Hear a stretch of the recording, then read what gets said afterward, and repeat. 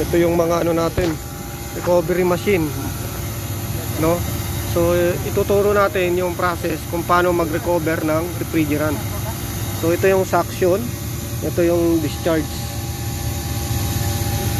no? So itong suction na to nakakabit to sa tangke. So yun siya sa top.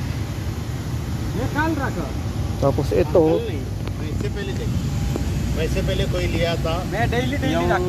liquid na yan, galing yan sa chiller. Ito yung galing sa may top ng tangke, suction, para meron siyang makompress. At yun, same cycle lang din. Itong hose na to, galing dun sa tangke na to, kukuha siya dun ng gas, itatapon niya to, magkakaroon ng pressure yung refrigerant dahil pinump. Pupunta siya doon sa loob. Push-pull method ang tawag dyan,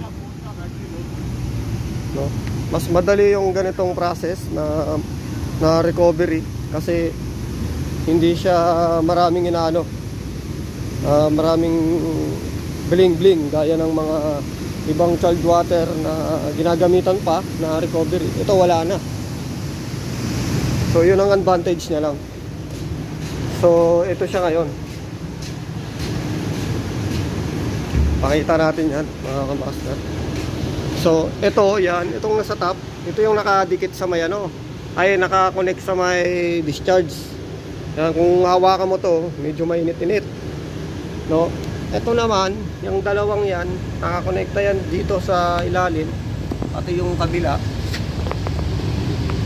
Yung kabila nasa ng condenser tsaka itong evaporator, nakakonekta yan, naka-series. Tapos yung hose na yan, dumiretso na yan doon sa tangke, doon sa tinatawag nating recovery tank, no? Ito yung ano niya, temperature, pressure. So siya, so ang process nila ngayon, liquid.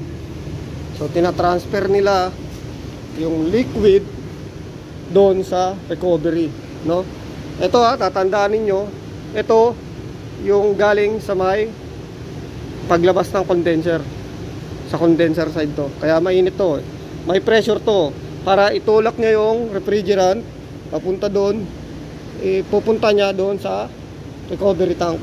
Ganun lang ang ano niya, simple process, no? So liquid tayo ngayon, liquid. Wala pa dyan vapor. Kasi pag vapor, ibang ano naman yun, ibang cycle process. Kasi ginagamitan na natin siya ng chilled water para yung refrigerant mo from vapor mag-liquefied siya. So ganun ang ano niya, ang principle ng pagre-recovery ng tawag nito, liquid at saka vapor. So yan lang, sundan nyo lang yung hose na yan, no? Balikan natin yung nasa labas.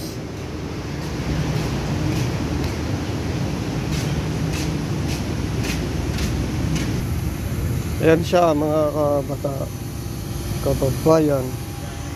Tignan mo tong hose na to, malakas pa yung sipa kasi marami pang karga. Yan, gumagalaw-galaw pa kasi marami pa siyang kargang hinihigop. Papunta yan doon sa tangke. Ito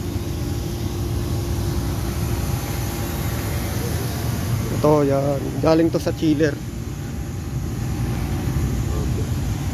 No battery, no organic. Yeah, that's right.